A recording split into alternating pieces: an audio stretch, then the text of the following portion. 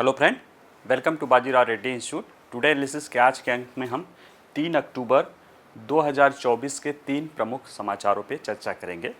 ये तीनों मुद्दे हाल फिलहाल में चर्चा में रहे हैं। एक तो अब जान ही रहे हैं कि 1 अक्टूबर को जो है ईरान द्वारा इजराइल पे कई सारे मिसाइल्स, बैलिस्टिक मिसाइल दागे गए थे और उसके बाद स्थिति थोड़ी टेंस हो गई है। अब ये स्थिति बन रही है कि इजराइल ईरान के प्रॉक्सी से नहीं लड़ रहा है, बल्कि अब इजराइल और ईरान के बीच में सीधे जंग का खतरा है। और ये जंग का खतरा कहीं ना कहीं भारतीय अर्थव्यवस्था, बेसिकली भारतीय जो है ऊर्जा व्यवस्था या जो ऊर्जा हमारा सुरक्षा है उसके लिए जो है क्या चुनौती उत्पन्न कर रहा है उसको हम देखेंगे। ठीक है। दूसरा मुद्दा ये है कि आयकर विभाग ने जो है पिछले कुछ समय पहले यानी 2022 में ही उन्होंने आयकर विभाग ने 5 प्रमुख एनजीओ जो कि वैश्विक स्तर पे भी एनजीओ काम करती हैं, मल्टीनेशनल एनजीओज़ की ही सहायक हैं, उनके कार्यालयों पर छापा मारा था। इनकम टैक्स की रेड पड़ी थी। हालांकि उस रेड को लेकर ये एनजीओज़ जो है हाल फिलहाल में दिल्ली हाई कोर्ट गई थी, वहाँ से उनको छूट नहीं मिला तो सुप्रीम कोर्ट में है वो याचिका दायर की हुई है। उसी को लेकर इंडियन एक्सप्रेस ने आज एक एक्सप्लेनेशन लिखा है जिसमें उसने बताया है कि उसके बारे में ये नहीं पक्ष विपक्ष नहीं कि उस इनकम टैक्स की जो रेट है उसके बाद जो आरोप पत्र उनमें इनकम टैक्स ने जो उन्हें इंटीमेशन भेजा है उसमें क्या बातें कही गई है, तो उसको हम समझेंगे। और इससे जुड़ी हुई FCRA या फॉरेन कंट्रीब्यूशन रेगुलेशन एक्ट 1967 और उसके विभिन्न प्रावधानों में जो संशोधन हुए हैं और क्यों किए गए हैं इनको हम समझने की कोशिश करेंगे। ठीक है, क्योंकि इन एनजीओ पर आरोप है कि ये पेड प्रोटेस्ट के जरिए भारत की जो आर्थिक विकास की जो योजनाएं हैं प्रमुख रूप से उनको देश के अंदर और देश के बाहर भी ये दुष्प्रभावित या नुकसान पहुँचाने का काम कर रही है। ठीक है। तीसरा है भोजनालयों के मालिकों का नाम प्रदर्शित करने का मामला। अभी ये कुछ दिन पहले पिछले सप्ताह ये मामला था। उत्तर प्रदेश सरकार ने एक निर्देश जारी किया है कि उसके यहाँ जितने भी होटल मालिक हैं, संचालक हैं, ढाबा रेस्टोरेंट वाले हैं, वो अपना नाम तो लिखे ही लिखें, साथ ही में जहाँ पे भोजन बन रहा है वहाँ पे CCTV कैमरा भी लगाएं ताकि किसी भी तरह की जो है खाद्य सुरक्षा और मिलावट को न रोका जा सके। ख़ासतौर से जो थूक आदि या उसमें यूरिन आदि का जो है मामला कई सारा पूरे देश भर में आया है, उसको ध्यान में रखते हुए तो इसको हम समझेंगे इस मामले को कि क्या है। चलिए पहले देखते हैं ईरान, इजराइल और भारत।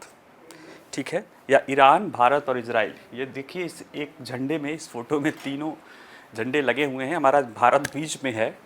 बीच में इसलिए है क्योंकि बीच में फंस गया है। फंस इसलिए गया है कि उसके इजराइल से भी बहुत अच्छे संबंध हैं और ईरान से भी ठीक ठाक संबंध हैं। बहुत अच्छे तो नहीं कहेंगे लेकिन ठीक ठाक संबंध रहे हैं, पहले भी ठीक ठाक हमारे उसके संबंध रहे हैं और दोनों से ही हमारे स्ट्रेटेजिक हित जुड़े हुए हैं। और तीनों के नाम के आगे आई है तो इसलिए और भी चिंता का विषय है। ये मैं मजाक कर रहा हूँ। ठीक है, तो ये है। और ये अब जो इधर उधर के दोनों इजराइल और ईरान आपस में टकराहट, सीधे युद्ध की इस कगार पे पहुँच गए हैं। उसके पीछे जो वजह है वो यही है कि हाल फिलहाल में ईरान द्वारा दूसरी बार इजराइल पे जो है कई सारे बैलिस्टिक मिसाइल को दागा गया है। अप्रैल में भी ईरान ने इजराइल पर बैलिस्टिक मिसाइल दागे थे, लेकिन उस समय उसने आरोप लगाया था कि उसके यहाँ पे हमास प्रमुख इस्माइल हनिया की हत्या की गई थी उसके क्षेत्र में, तो इसलिए उसको आरोप लगा के और उस बार मामला इतना बढ़ा नहीं था।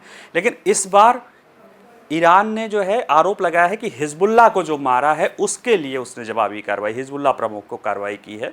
और देखा जाए तो ये सीधे ईरान का इस संघर्ष में कूदने का लक्षण है, जो कहीं न कहीं इस पूरे क्षेत्र को सुरक्षा के लिए तो चिंता का विषय ही है, भारत के लिए भी चिंता का विषय है, क्योंकि भारत का काफ़ी हद तक व्यापार और ऊर्जा सुरक्षा इस क्षेत्र से जुड़ी हुई है। ठीक है, आइए हम इनको विभिन्न इन्हीं अपने टॉपिकों में हम समझने की कोशिश करते हैं। विश्लेषण के क्रम में हम यही करते हैं कि छोटे छोटे पार्ट पे बांट के उसको देखते हैं। तो देखते हैं चर्चा में क्यों है। तो देखिए, सोम को 1 अक्टूबर की रात को ईरान द्वारा इजराइल पर मिसाइलों की बौछार यानी करीब बारिश करा दी गई थी और इसके बाद संघर्षग्रस्त मध्य पूर्व में या पश्चिम एशिया में एक बड़ा युद्ध का खतरा मंडराने लगा है। क्यों? क्योंकि इजराइल ने ईरान को मिसाइलों के जो हमला किया उसके लिए भुगतान करने की कसम खाई है। नेतन्याहू ने तो पहले ही कह दिया था जब अपना उनका भाषण हो रहा था UNGA में कि ईरान के तानाशाहों, तुम अगर हम पे हमला करते हो तो हम तुम पे हमला करेंगे, कि ईरान की कोई भी जगह हमसे अछूती नहीं है। और अब ये हमला ही हो गया है तो निश्चित रूप से इजराइल हमला करेगा, ये तय है। क्योंकि मैं जब भी आप मुद्दे को बताता हूँ कि इजराइल के लिए डेटरेंस पावर होना बहुत ज़रूरी है, क्योंकि वो चारों तरफ से अपने वो एडवर्सरी से घिरा हुआ है। अगर ऐसे में उसका डर ख़त्म ना हो जाएगा तो वो शांति से नहीं रह पाएगा, ऐसा इजराइल का मानना है। और इसीलिए वो जो भी कार्रवाई करेगा डिसप्रपोर्शनेट होगा और ज़्यादा घातक होगा। ये बात हमने अब तक देख लिया है, क्योंकि 7 अक्टूबर को हमास ने इजराइल पे हमला किया, बर्बरतापूर्ण आतंकवादी कृत्य किया, 1200-1300-1500 लोगों की जान ले लिया, 250 लोगों को अगवा कर लिया। आज स्थिति ये है कि पूरा गाजा जमींदोज हो गया है और हमास का जो मिलिट्री विंग है वो लगभग समाप्त हो गया है। कुछ लोगों के विचारधारा में ज़रूर होगा, लेकिन सैन्य शक्ति उसका बिल्कुल ही तबाह हो गया, जबकि दुनिया की सबसे सोफिस्टिकेटेड सुरंग जो है वो गाजा में बना के रखा था। तो कहीं ना कहीं ये दिखता है। और इसमें जो बातें आई है कि ये तो ईरान कह ही रहा है, इजराइल कह ही रहा है कि हम ईरान को निशाना बनाएंगे, और उधर जो है फिर ईरान कह रहा है कि अगर हम में हमला होगा तो हम और बड़ा कार्रवाई करेंगे।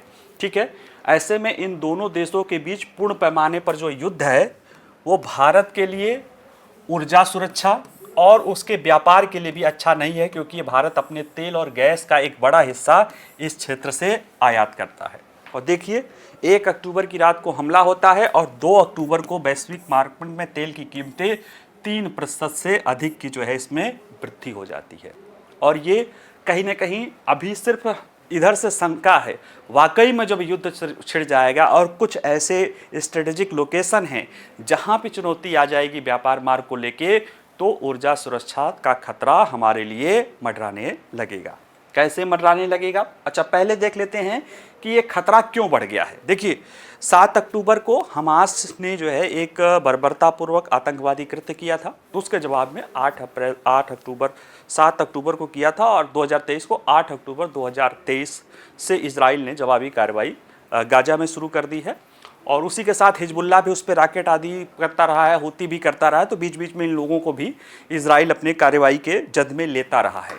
लेकिन प्रमुख रूप से उसका फोकस जो है गाजा के हमास की शक्ति को तोड़ना था, क्योंकि वो ज़्यादा तुरंत इमीडिएट उसको इफेक्ट कर रहा था। इसी बीच मामला बढ़ते बढ़ते जो है इजराइल ने जो है उसके राजनीतिक प्रमुख इस्माइल हनिया को ईरान में जो है मार गिराया। एक हिजबुल्लाह का लीडर था, उसको भी जो है बेरूत में मारा था, फुआद शुक्र करके था। उसी दौरान कई सारे ईरानी जो है इरानियन रेवोल्यूशन गार्ड के मारे गए थे, और एक उसके दूतावास, वाणिज्यिक दूतावास में भी जो है बेरूत में जो है इराक में दमिश्क में, उसमें वहाँ पे भी अटैक हुआ था। तो ये सारे कारण बताते हुए इस्माइल हनिया के भी इजराइल पर जो है ईरान ने करीब 200-300 विभिन्न ट्रेजेक्टाइल, उसमें कुछ मिसाइल्स थे, मिसाइल में क्रूज थे, बैलिस्टिक थे, कुछ ड्रोन से हमला किया था अप्रैल में। उसके बाद इजराइल ने भी ईरान के कुछ जगहों पे हमला किया था जो उसके स्ट्रेटेजिक लोकेशन थे। हालांकि उसमें बहुत ज़्यादा हताहत न इधर हुए थे न उधर हुए थे, क्योंकि ईरान द्वारा वो अमेरिका को किसी अपने बाई चैनल द्वारा जो है, वो डायरेक्ट तो अमेरिका ईरान बात करते नहीं है, लेकिन स्विट्जरलैंड आदि के जरिए बात होती है, तो उसके जरिए वो बता दिया गया था कि हम हमला करेंगे, अपना जवाबी कार्रवाई लेंगे। वो सब चीज़ें चल रही थी। इधर बीच क्या हुआ है कि इजराइल जो है हमास को बिल्कुल लगभग नेस्तनाबूद कर दिया है। इजराइल के प्रधानमंत्री का कहना है कि उसके 24 बटालियन में से 23 बटालियन समाप्त हो गए हैं, और जिस तरह से दूसरी कार्रवाई शुरू हो रही है, लग रहा है कि वो भी समाप्त हो जाएगा। उसके नेतृत्व खत्म हो गया है, जो उसके प्रमुख नेतृत्व थे वो सब खत्म कर दिया। इसके बाद इजराइल ने अपना फोकस जो है लेबनान पर लगाया, लेबनान के हिजबुल्लाह पे, जो कि उस पूरे क्षेत्र में ईरान की प्रॉक्सी में सबसे मजबूत है। और वह एकमात्र लेबनान का जो हिजबुल्लाह है, उसी को एकमात्र दर्जा मिला है कि उसने ईरान को वापस लौटने पर मजबूर कर दिया था 2006 के लेबनान के युद्ध में, और कोई फोर्स कर नहीं पाई है ऐसा, क्योंकि उस समय जो वहाँ के प्रधानमंत्री थे उन पे थोड़ा सा उन पे वैश्विक दबाव पड़ा और वो शांति चाहते थे, इसलिए वो वापस लौट गए थे इस शर्त पे कि 50 किलोमीटर का एरिया जो है डिसआर्म रहेगा और हिजबुल्ला उस पर कोई बफर जोन रहेगा और बाकी हिजबुल्ला को डिसआर्म किया जाएगा। हालांकि इजराइल तो वापस लौट आया, लेकिन हिजबुल्ला डिसआर्म नहीं हुआ। फिर भी हिजबुल्ला और उसके नेतृत्व को वो उसकी एक उपलब्धि तो पूरे मध्य पूर्व या पश्चिम एशिया में ये वो शान से गाते हैं कि हमने इजराइल को पीछे किया था, जिसकी वजह से उनके भर्ती में उनको संसाधन भी मिलते रहे हैं और लोग भी खूब अच्छी खासी संख्या में उनमें हिजबुल्ला में रहे हैं। तो प्रमुख शक्ति हिजबुल्ला ही रही है ईरान की प्रॉक्सी में। अब इजराइल ने जब अपनी जवाबी कार्रवाई हिजबुल्ला पे शुरू की तो पहले तो उसने पेजर अटैक किया, एक बिल्कुल न्यू डिप्लॉयमेंट जिसमें 5-6 हज़ार पेजर अटैक हुए, बस उसमें सैकड़ों की संख्या में लोग मारे गए हैं और वो ऐसे घायल हुए हैं, वो मेनली हिजबुल्ला के लॉजिस्टिक के कार्यकर्ता या सदस्य थे। इसके बाद इजराइल ने एक प्रिसाइज बॉम्बिंग के जरिए बेरूत में हिजबुल्ला के जो प्रमुख है नसरुल्लाह, उसको मार गिराया और उसके साथ 6-7 और भी प्रमुख टॉप लीडरशिप मारा गया।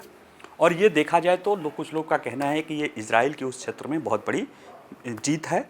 और उसके बाद इजराइल ने लेबनान में जो है ग्राउंड इन्वेजन भी शुरू किया, बेरूत पर भी हमला किया।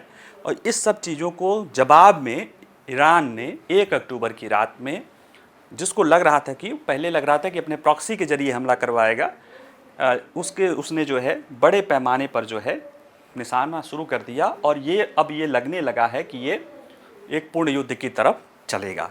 तो ऐसे में अब प्रश्न है कि पश्चिम एशिया पर जो भारत की ऊर्जा निर्भरता है, क्योंकि ऊर्जा का खतरा है, तो ऊर्जा निर्भरता क्या है उसे जरा देख लें।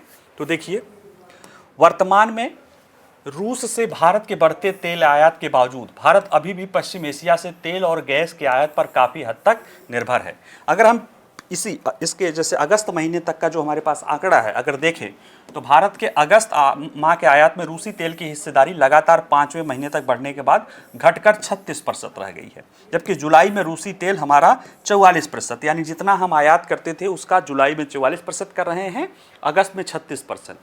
और लगभग इतना ही हम जो है इस क्षेत्र के देशों से करते थे। कभी हम रूस से पॉइंट में लेते थे अपने आयात का, लेकिन हमने बहुत तेज़ी से बढ़ाया है। फिर भी अभी भी बहुत बड़े पैमाने पर देखिए पश्चिम एशिया की हिस्सेदारी जो 40% जुलाई में थी, अगस्त में 44, यानी 40-44% पेट्रोलियम हम अभी भी पश्चिम एशिया पे निर्भर हैं। साथ ही में अगर देखा जाए तो प्राकृतिक गैस के लिए कतर से हम आधा आयात कतर से करते हैं और इराक, सऊदी अरब, यूएई और कुवैत भारत के तेल के मुख्य मध्य पूर्वी या कह सकते हो मध्य एशियाई देशों के आपूर्ति करता है। और एक चीज़ और है, इतना महत्वपूर्ण हमारा डिपेंडेंसी है और जो रूस से बाकी 36 से 40% जो रूस से भी तेल आता है वो किधर से होके आता है, वो मध्य जो है भूमध्य सागर होते हुए लाल जो है सुएज नहर होते हुए लाल सागर के थ्रू ही आता है। यानी तो देखा जाए कि जो रूस से भी तेल आ रहा है वह भी उसी एरिया से होकर जाता है। और ये तेल छोड़िए, व्यापार की बात करें तो क्रिसल रेटिंग्स का पिछले साल हमने वहाँ से $410 बिलियन का हमारा निर्यात रहा है। ऐसे में कहीं ना कहीं वो क्षेत्र हमारे व्यापार के लिए भी और ऊर्जा सुरक्षा के लिए भी महत्वपूर्ण है। अब देखते हैं कि कैसे हमारे लिए ऊर्जा सुरक्षा का खतरा है। तो देखिए, भारत ईरान के बीच होगा तो अधिकांश ऊर्जा आयात खतरे में हो जाएगी, क्योंकि लाल सागर और हार्मुज जल डमरू मध्य, ठीक है, ये 2 ऐसी चीज़ें हैं जहाँ से हमें जो है हमारा तेल लगभग यहीं 2 जगहों से आता है। हार्मुज क्या है, अगर हम देखें पहले तो लाल सागर देख लेते हैं। तो देखिए, रूस से तेल का आयात भारत लाल सागर के ही जरिए करता है और जब व्यापक संघर्ष की स्थिति हो जाएगी, क्योंकि अभी क्या है कि थोड़ा सा हुआ था, हूती आदि ने परेशानी शुरू की थी, तो यहाँ से हमें हमारे ऑयल टैंकरों को पूरा अफ्रीका महाद्वीप का घूम कर चक्कर लगाना पड़ता, जिससे कहीं ना कहीं हमारे आयात का खर्चा बढ़ रहा था, शिपिंग खर्च को। ऐसे में अगर ये चीज़ें फिर हो जाएगी तो फिर वही चीज़ें उधर से आनी शुरू हो जाएगी, जो कहीं ना कहीं हमारे लिए आयात को नुकसान पहुंचाएंगी। ये तो चलो ठीक है, घूम के आएंगे रूस का आयात, जो हम उस एरिए से आयात करते हैं, यानी हम उधर से सऊदी अरब, यूएई, कतर, इराक से, कुवैत, उधर से जो हम तेल मंगाते हैं वो ज़्यादा आता है हॉर्मुज जो है जल डमरू मध्य के रूप में। और इसके बहुत महत्वपूर्ण हिस्से के रूप में हॉर्मुज पर ही निर्भर रहता है। हॉर्मुज को दुनिया का प्रमुख चोक पॉइंट माना जाता है क्योंकि इससे बड़ी मात्रा में तेल का परिवहन होता है। इधर अगर आप देखें तो ओमान जो देश है, ऐसे अगर मैप के रूप में देखें, इधर जो ऐसे बना रहता है और इधर से जो, तो यहाँ पे ईरान है, यहाँ पे ओमान है, यहाँ पे यूएई है और बाकी ये सऊदी अरब है और इधर जो है यमन है, ओमान है, यूएई है और ये वाला जो इलाका जो है ईरान का है। ठीक है, अब यहीं पे अगर दिक्कत हो जाएगा तो ये जो हॉर्मुज की खाड़ी है, हॉर्मुज जलडमरूमध्य है, जिससे इधर से आपका फारस की खाड़ी और इधर ओमान की खाड़ी या लाल सागर को ये जलडमरूमध्य जोड़ता है। और यहाँ पे सारे अगर आप देखिए ओमान है, सऊदी अरब है, यूएई है, बहरीन है, कतर है, इराक है, कुवैत है, ईरान है, ये सारे जो तेल आयातक जो है तेल निर्यातक या तेल उत्पादक देश हैं वो इसी हॉर्मुज की खाड़ी से होकर जो है, हालांकि सऊदी अरब ने बना रखा है अपना पाइपलाइन, लेकिन फिर भी यही मेन रास्ता है जिसके तहत भारत सहित दुनिया के प्रमुख देशों का तेल आयात होता है। ऐसे में अगर ये चोक पॉइंट, अगर ईरान से युद्ध सीधे होगा तो निश्चित रूप से अमेरिका और वो लोग ये चोक पॉइंट तो जरूर कर देंगे, जिसके कारण निश्चित रूप से भारत का जो है तेल का जो इधर से 40-45% का हमारा जो तेल इधर से आ रहा है वह निश्चित रूप से प्रभावित होगा। और जब ये प्रभावित होगा तो भारतीय अर्थव्यवस्था पर कैसे प्रभाव डालेगा? तो देखिए, तेल जो है, भारत में तेल और गैस आयात में व्यवधान से अर्थव्यवस्था में अव्यवस्था फैल सकती है, मुद्रास्फीति बढ़ सकती है, आरबीआई को ब्याज दरें ऊंची रखने के लिए बाध्य होना पड़ सकता है, और क्योंकि भारत की अर्थव्यवस्था आयातित ऊर्जा पर अत्यधिक निर्भर है। एक रिपोर्ट कहती है कि अगर तेल की कीमतों में $10 प्रति बैरल की वृद्धि हो जाए तो भारत जैसे देशों में जो हमारा कंज्यूमर प्राइस इंडेक्स है इसमें 0.5% की वृद्धि हो सकती है। यानी जो हमारा अभी कंज्यूमर प्राइस इंडेक्स 4.5% से है, ये बढ़ के 5% तक हो जाएगा। और आरबीआई का लक्ष्य है 2 से 6% के बीच में रखना सीपीआई को, और इसमें भी मेनली जो है 4% के आसपास का आरबीआई रखा है। और पिछले 22-23 महीनों से वह अपने रिवर्स रेपो रेट को आरआर को 6.5% पे रखा है, जिसके आधार पे ब्याज दरें लगभग महंगी बनी हुई हैं। और उम्मीद की जा रही थी कि ये कम हो सकता है आने वाले, जैसे अमेरिकी जो है फेडरल रिजर्व ने ब्याज दरें कम की थी, और मानसून अच्छा रहने से भविष्य में ये था कि खाद्य मुद्रास्फीति पर भी दबाव कम होगा। इससे उम्मीद थी कि भविष्य में 1-2 तिमाही या अगली तिमाही, अगली उसमें जो है जब बैठक करेगी तो आरबीआई अपना रिवर्स रेपो रेट को कम कर सकती है, जिससे ब्याज सस्ते हो सकते हैं, और जब ब्याज सस्ते होंगे तो अर्थव्यवस्था में मांग बढ़ के और निवेश आदि भी बढ़ेगा। लेकिन अब चूंकि अगर ये चीज़ें बढ़ती है और $10 ही बढ़ जाएगा तो 0.5% अनुमान है, और अगर $20 बढ़ गया तो 1%। और जैसे ही ये सीपीआई का खतरा आएगा, आरबीआई बिल्कुल रिस्क नहीं लेगी और वो आरआर को ऐसे ही छोड़ देगी। अगर वो बढ़ा दे तो और बात है, वैसे ही छोड़ देगी। और इसी की रिस्क को देखते हुए आरबीआई गवर्नर बार बार कह रहे हैं कि अभी खतरा बना हुआ है, आंतरिक स्तर पे नहीं, बाहर के स्तर पे।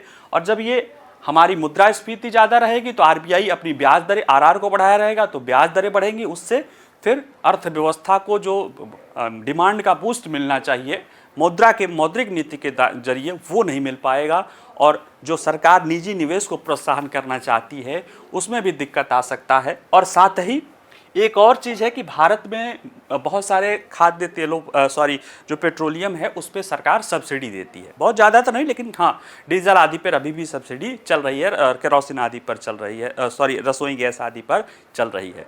ऐसे में अगर सरकार इसकी कीमतें बढ़ती हैं तो सरकार का जो है पेट्रोलियम पे सब्सिडी ज़्यादा होने लगेगा, तो अन्य जो उसके विकासात्मक खर्चे हैं वो प्रभावित होने लगेंगे या नहीं होंगे तो उसके अपने फिस्कल डेफिसिट बढ़ने का खतरा है।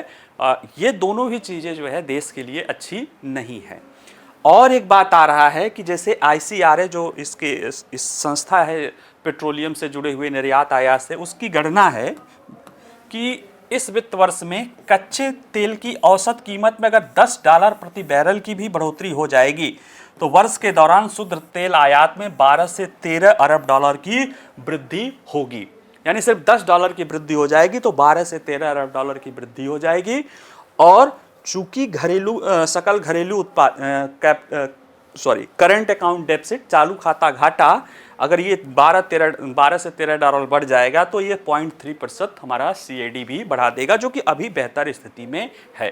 तो हमारा करंट अकाउंट डेफिसिट बढ़ सकता है, हमारा ब्याज दर बढ़ सकता है, हमारे यहाँ पे महंगाई बढ़ सकती है, हमारे यहाँ पे सरकार की जो विकासात्मक खर्चे हैं उसमें कटौती हो सकती है, और ऊर्जा के चीज़ें बढ़ने से और भी जो व्यवधान आते हैं या उस क्षेत्र के बढ़ने से, शिपिंग बढ़ने से जो हमारे निर्यात को नुकसान हो सकता है वो तो एडिशनल है।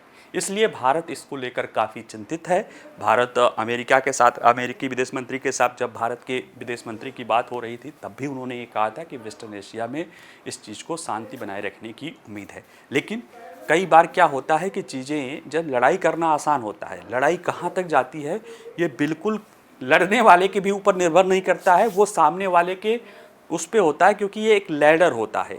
कोई एक करता है, दूसरा कोई करता है, तीसरा कोई करता है, और ऐसे में ये कहाँ तक जाता है वो संभव नहीं हो सकता है।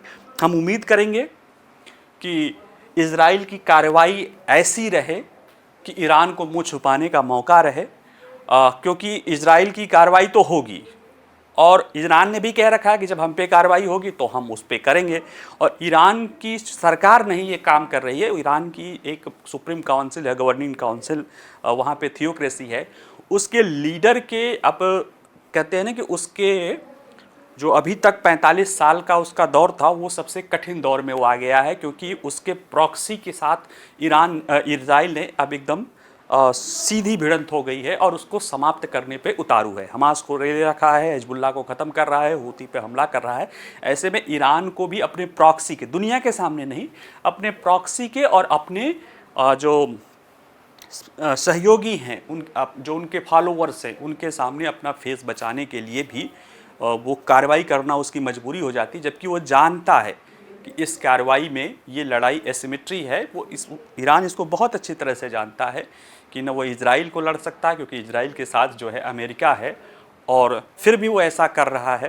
तो अब उसके बारे में क्या किया जा सकता है, चलिए आगे देखते हैं। अगला हम अपना मुद्दा, अगला है आयकर विभाग की कार्रवाई से विभिन्न NGO के बीच उद्देश्य और वित्त पोषण को लेकर संबंध उजागर। देखिए, हमारे यहाँ पे जो NGOs हैं उनके विदेशी चंदा लेने को लेकर कुछ नियम कानून हैं, व्यक्ति या संस्था दोनों के लिए। तो NGO भी, अगर संस्था है, कोई व्यक्ति भी लेता है उसके लिए भी वही नियम है। अगर संस्था है तो उसके लिए, ज़्यादातर संस्था ही लेती है, तो वो FCRA 76 के तहत जो है, यानी फॉरेन कंट्रीब्यूशन रेगुलेशन एक्ट 76 के तहत ये रेगुलेट होते हैं। ये लाया ही एक्ट इसलिए गया था कि विदेशी पैसे को पंप करके भारत के जो है संप्रभुता के साथ खिलवाड़ ना किया जा सके।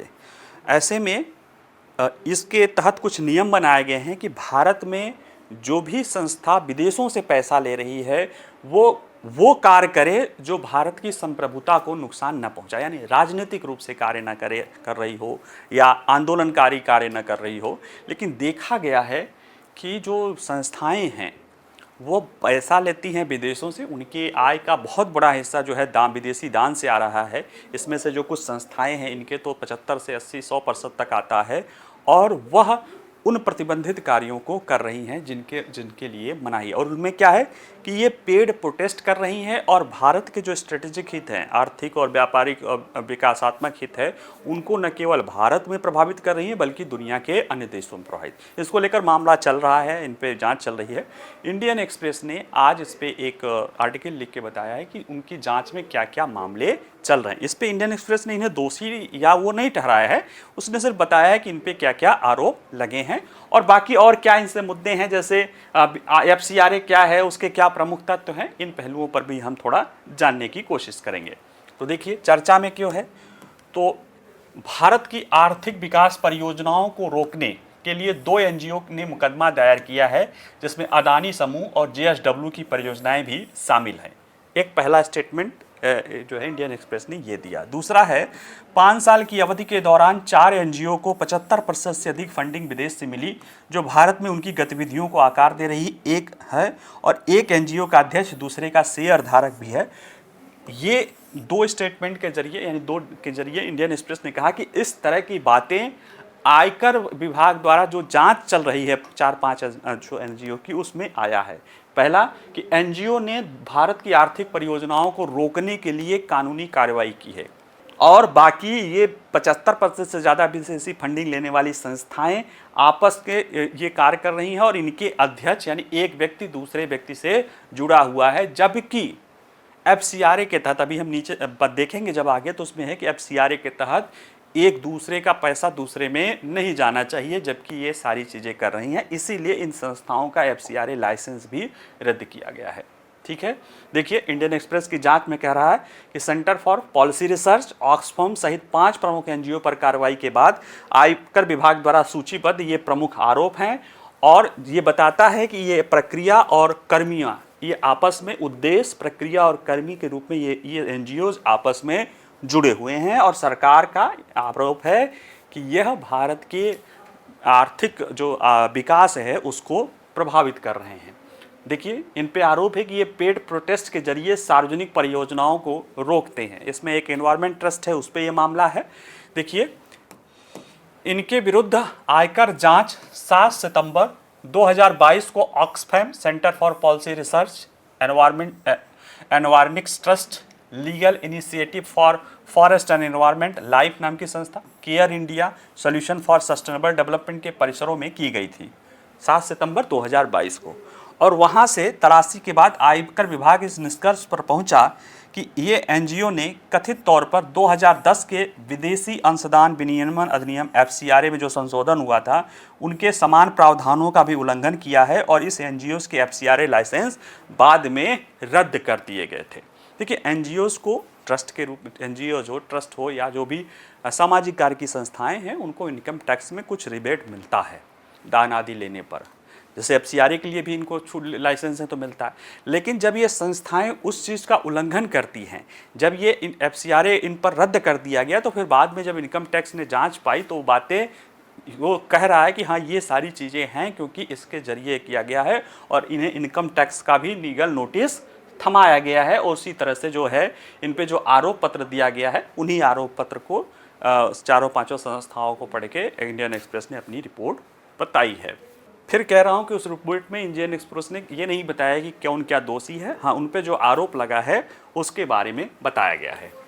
आयकर ने कहा है, आयकर विभाग ने, कि इन NGO को विदेशी फंडिंग मिलने से इन ट्रस्टों संस्थाओं का कामकाज प्रभावित हो रहा है, और वे उन उद्देश्यों के विपरीत गतिविधियों में लिप्त हैं जिनके लिए उनका गठन किया गया है। जिन गतिविधियों के लिए आपका गठन हुआ है उसके विपरीत अगर आप कोई कार्य करने में लिप्त पाए जाते हैं तो आपका FCRA लाइसेंस रद्द किया जा सकता है। ये स्पष्ट लाइसेंस वाला, जब FCRA का लाइसेंस दिया जाता है तो उसमें ये कहा जाता है। साथ ही देखिए 2015 से 2021 के दौरान केयर इंडिया एक संस्था, उसको विदेश से 52% फंडिंग मिली, यानी उसको जो भी फंडिंग मिली थी उसका 92% विदेश से मिला था। एनवायरनिक्स इंटरेस्ट, इसको 95% तक फंड जो है पिछले 6 साल 15 से 21 के बाद में उसको 95% फर्स्ट फंड जो है विदेश से। लाइफ संस्था है 86%, ऑक्सफैम 78%, CPR का नहीं है, लेकिन इन सभी संस्थाओं को इतना यानी उनकी प्रमुख स्रोत जो है वो कहाँ से है, विदेश से आ रहा है। और ये 5 NGO एक दूसरे से जुड़े हुए हैं और उनके मुख्य व्यक्ति आपस में जुड़े हुए हैं। जिसमें जैसे इन्वायरक्स के बारे में है, इसमें मामला ये है कि ये पेड़ जो है भारत में कई सारे जो संस्थाएं चल रहे, मतलब जो विकास कार्य, जैसे अडानी का गोड्डा प्लांट है, या उड़ीसा में और भी प्लांट जो लगे हैं JSW के, या अडानी का कोयला प्लांट जो है वहाँ पे है ऑस्ट्रेलिया में, वहाँ पे यहाँ की एक संस्था है ऑक्सफैम, इसकी संस्था वहाँ से साथ मिलकर ये यहाँ पे लिटिगेशन कर रहे हैं।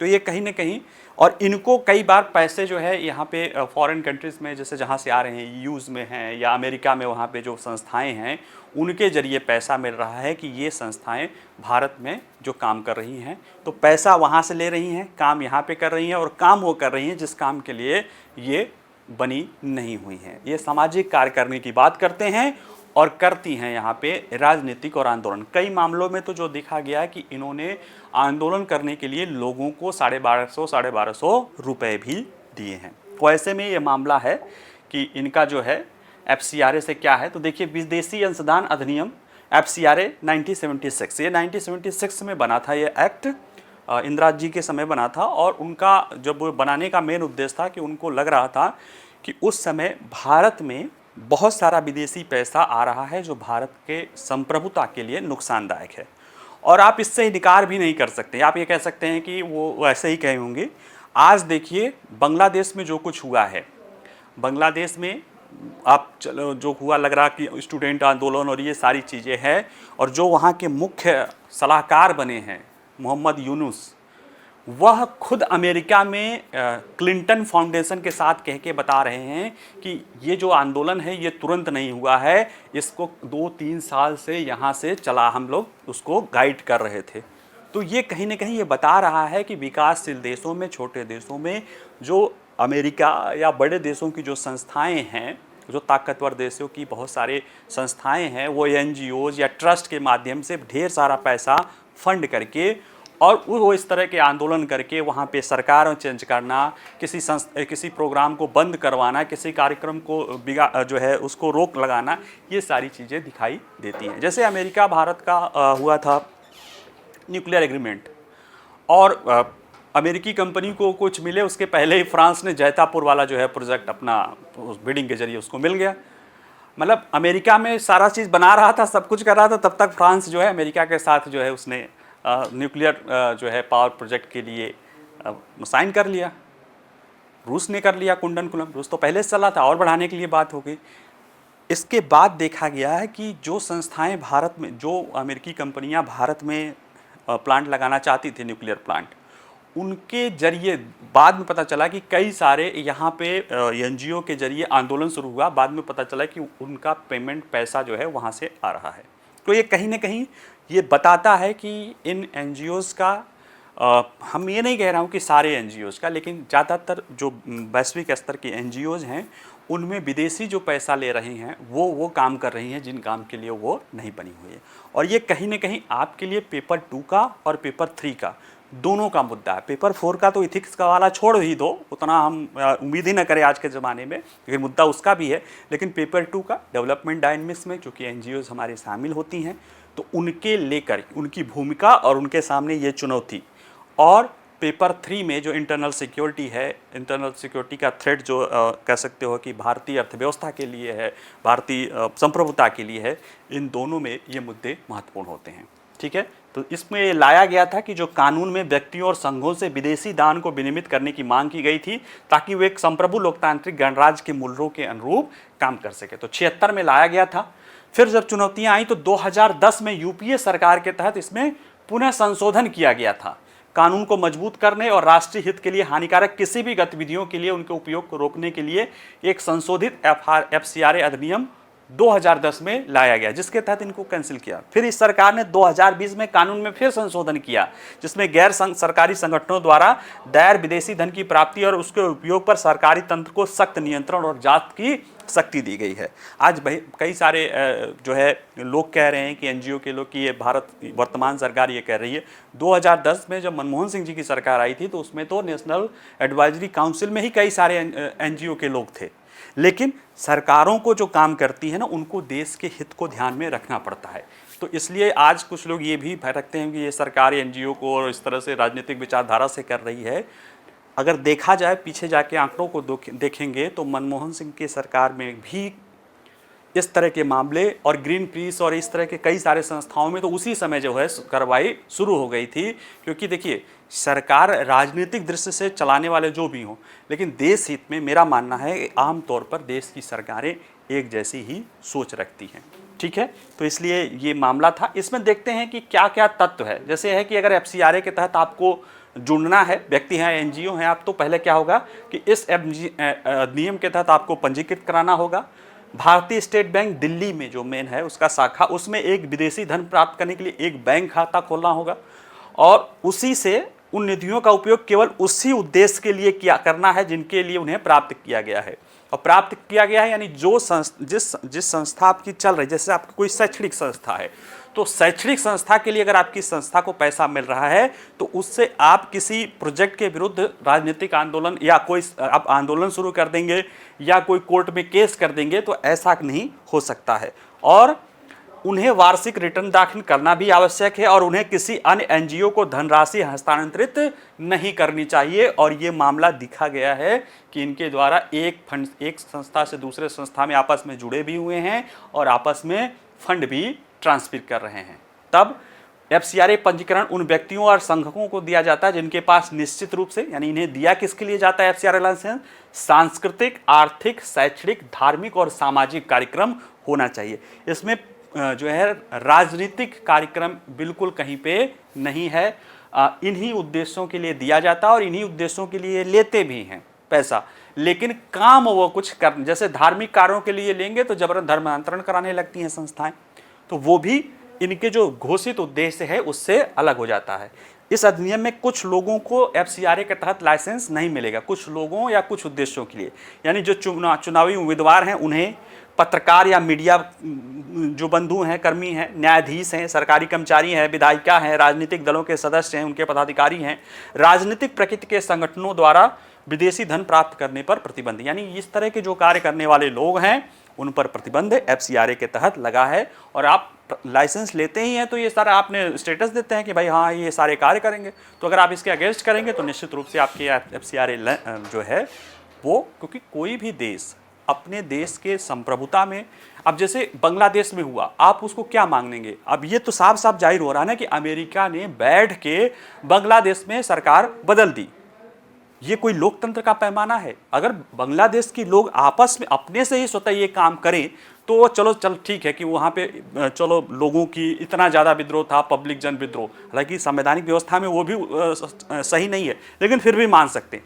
लेकिन कोई विदेश में बैठे लोग जो है किसी दूसरे देश में कोई उसके भाग्य को तय करे, ये बिल्कुल ही सक्षम नहीं है। और भारत जैसे देश के लिए तो ये बिल्कुल ही कड़ाई से लागू किया जाना चाहिए और इसलिए इसे लागू किया भी जा रहा है। आइए अगला देखते हैं, भोजनालयों के मालिकों का नाम प्रदर्शित करने का मामला पिछले कुछ समय से ये चर्चा में है। अभी जब कांवड़ यात्रा चल रही थी तो उत्तर प्रदेश पुलिस और उत्तराखंड पुलिस ने निर्देश जारी किया था कि भाई जो खाना पीना बेचने वाले लोग हैं वो दुकानों पर अपने अपने नाम प्लेट लगाएं, ओरिजिनल नाम, जो काम करने वाले लोग हैं अपना नाम बताएं। उसके पीछे जो उन लोगों ने, पुलिस ने तर्क दिया था वो ये था कि कई बार ये देखा गया है कि जो भक्तगण जाते हैं या जो श्रद्धालु जाते हैं वो नाम कुछ और रहता है, उसको बेचने वाले किसी, उनकी आस्था दूसरे धर्म की रहती है, जिससे कई बार तनाव उत्पन्न हो जाता है। इसलिए उन्होंने ऐसा किया कि उसमें बेचने पर रोक नहीं था, लेकिन हाँ आप अपना नाम प्रदर्शित करिए और बेचिए ताकि लॉ एंड ऑर्डर सुरक्षित रहे। इसको लेकर कुछ लोगों ने आर्टिकल 15 का और आर्टिकल 19 का उल्लंघन बताते हुए सुप्रीम कोर्ट में याचिका दायर की थी और सुप्रीम कोर्ट ने जुलाई पर इस पर रोक लगा दिया था।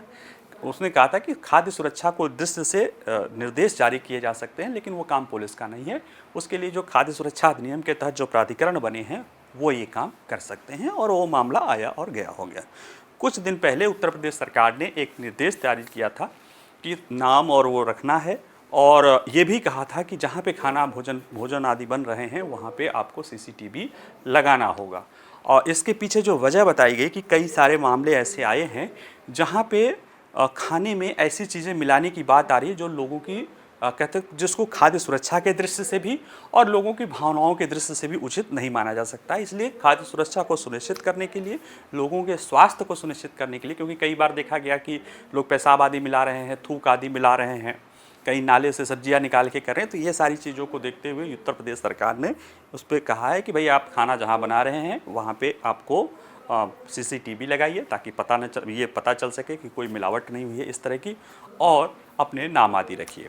ठीक है, तो ये मुद्दा फिर से चर्चा में है क्योंकि इसको लेकर हिमाचल सरकार के भी एक मंत्री ने कहा था कि बहुत अच्छा हुआ है, लेकिन बाद में हिमाचल सरकार जिस पार्टी की है, विरोध के बाद जो है वो मामला वापस हो गया था। लेकिन उत्तर प्रदेश सरकार का तो अभी चल ही रहा है। और आइए इसको थोड़ा सा समझते हैं कि इसमें कहा क्या गया है और भारत में खाद्य पदार्थों की सुरक्षा सुनिश्चित करने के लिए, यानी जो भोजन, उसके लिए क्या नियम विनियमन है और उसमें राज्य कहाँ तक जो है नियम बना सकते हैं, नहीं बना सकते हैं। ठीक है, देखिए चर्चा में क्यों है, तो अभी जैसे बताया कि उत्तर प्रदेश सरकार ने पिछले सप्ताह ही खाद्य प्रतिष्ठानों के लिए ग्राहकों के सामने संचालक, मालिक, प्रबंधक और अन्य संबंधित कर्मियों के नाम प्रमुखता से यानी दिखाई दे ऐसा प्रदर्शित करना अनिवार्य कर दिया है। और देखा जाए तो 22 जुलाई को सुप्रीम कोर्ट ने कांवड़ यात्रा के लिए जो यूपी उत्तराखंड के पुलिस द्वारा पारित इसी तरह के आदेश पर रोक लगाया था, उसके बाद है सुप्रीम कोर्ट ने कहा था कि खाद्य सुरक्षा और मानक अधिनियम 2006 FSSA के तहत सक्षम प्राधिकारी वास्तव में ऐसे आदेश जारी कर सकता है, लेकिन पुलिस द्वारा ऐसा आदेश जारी करना जो है उस शक्ति का उल्लंघन है। पुलिस के पास ऐसे अधिक आदेश जारी करने की शक्ति नहीं है, क्योंकि इसी अधिनियम के तहत किया जा सकता है और ये अधिनियम ऐसा आदेश नहीं देती। लॉ एंड ऑर्डर के आधार पर ये करना उचित नहीं है। दूसरा है, अब यह है कि उत्तर प्रदेश सरकार ने खाद्य सुरक्षा आदेश में कहा क्या है या क्या कहा गया है। तो देखिए जो नवीनतम आदेश है इसमें नाम रखने का तो बात कही गई है, उसके साथ साथ खाद्य प्रतिष्ठानों पर CCTV कैमरे लगाना और राज्यव्यापी सत्यापन अभियान भी शामिल है। इसका उद्देश्य है कि सार्वजनिक स्वास्थ्य को सुरक्षित रखना है।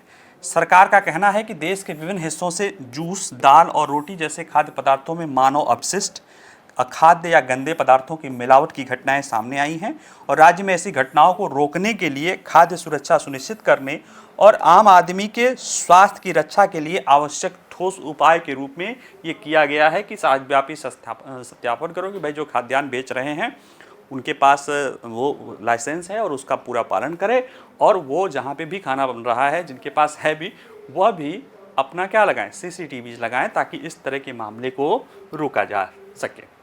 अब देखते हैं कि भारत में खाद्य पदार्थों के बेचने के लिए क्या नियम और विनियमन है। तो देखिए भारत में खाद्य सुरक्षा को सुनिश्चित करने के लिए वर्ष 2006 में अगर कोई व्यक्ति जो है उसको अगर खाद्यान्न का काम करना चाह रहा है, खाना बेचना चाह रहा है, उसके प्रोसेसिंग करना चाह रहा है, तो उसको FSSAI या भारतीय खाद्य सुरक्षा एवं मानक प्राधिकरण एक बना है, उससे लाइसेंस लेना पड़ेगा या उसका रजिस्ट्रेशन कराना पड़ेगा। और ये जो FSSAI है इसकी स्थापना वर्ष 2006 के खाद्य सुरक्षा और मानक अधिनियम के तहत ये की गई है और ये रेगुलेटरी बॉडी है खाद्य सुरक्षा को सुनिश्चित करने के लिए। इसी खाद्य सुरक्षा अधिनियम को ही के क्रियान्वयन को लेकर वर्ष 2021-11 में खाद्य सुरक्षा और मानक खाद्य व्यवसायों का लाइसेंस और पंजीकरण नियम रूल्स 2011 केंद्र सरकार द्वारा जारी की गई थी। इस रूल्स में ये कहा गया था कि ऐसे जो छोटे कारोबारी हैं या छोटे खाद्य विक्रेता हैं या दाना तैयार करने वाले हैं, वो FSSAI के साथ वो अपना पंजीकरण कराएं, उसके लिए वो अप्लाई करेंगे और पंजीकरण मिलने के बाद जो है, जो पंजीकरण मिल जाता है उसको वहाँ से एक पहचान पत्र मिलेगा और रजिस्ट्रेशन सर्टिफिकेट मिलेगा। इन दोनों को पब्लिक के सामने प्रमुख रूप से दिखाना पड़ेगा ताकि लोग देख के समझ जाएं कि हाँ भाई ये FSSAI सर्टिफाइड है। दूसरा है कि जो बड़े लोग हैं यानी जो बड़े स्तर पे काम कर रहे हैं उनको FSSAI से लाइसेंस लेना पड़ेगा और वही सारी चीज़ें इन्हें उस पूरे परिसर में प्रमुख स्थान पर प्रदर्शित करना पड़ेगा। यानी FSSAI के तहत जो भी खाद्य प्रसंस्करण या खाद्य उत्पादन और बेचने आदि वितरण से जुड़ा हुआ है उसे ये लाइसेंस या पंजीकरण करवाना अनिवार्य है। अगर ये नहीं करवाते हैं बिना, यानी इसमें 63 में धारा 63 है कि बिना लाइसेंस के खाद्य व्यवसाय करने वाले किसी संचालक को 6 महीने तक की जेल और 5 लाख रुपए तक का जुर्माना हो सकता है। यानी ये कड़े प्रावधान पहले से ही FSS एक्ट में जो है खाद्य एवं सुरक्षा अधिनियम में पहले से ही किए गए हैं। अब ये प्रश्न है कि राज्य सरकार द्वारा ये नियम बनाया गया है, तो क्या FSSAI के तहत राज्य, क्योंकि ये केंद्र सरकार का नियम है, क्या राज्य को ये नियम बनाने का अधिकार है? हाँ है। इसमें कहा गया है कि केंद्र सरकार और खाद्य प्राधिकरण यानी जो FSSAI है इनके नियम और विनियम बनाने की शक्तियों के अधीन, यानी इनकी नियम विनियम बनाने की शक्ति नहीं चैलेंज की जा सकती है। यानी प्रमुख रूप से केंद्र और खाद्य प्राधिकरण ही नियम विनियम बनाएगा, लेकिन इसके अधीन रहते हुए राज्य सरकार इस अधिनियम और उसके तहत बनाए गए नियमों और विनियमों के तहत राज्य सरकार और राज्य खाद्य सुरक्षा आयुक्तों को सौंपे गए कार्यों और कर्तव्यों को पूरा करने के लिए नियम आदि बना सकती है। और इसी आधार पे यूपी सरकार ने ये बातें की है। ठीक है, तो ये मुद्दा है कि राज्य सरकार ऐसा कर सकती है और ये सारी चीज़ें जो है खाद्य सुरक्षा और एफएसएसआई के तहत ही किया गया है, मिलावट और इस तरह की चीज़ों को रोकने के लिए। ठीक है, चलिए आज के लिए इतना ही। बाकी इसके प्रश्न हमारे वेबसाइट पे रहेंगे, जाके आप देख सकते हैं। कोई और भी प्रश्न हो तो पूछ सकते हैं। वीडियो पसंद आए तो लाइक करिए, शेयर करिए, और भी कोई बात होगी तो आप कमेंट के जरिए कर सकते हैं। बाकी पढ़ते रहिए। नमस्कार, धन्यवाद।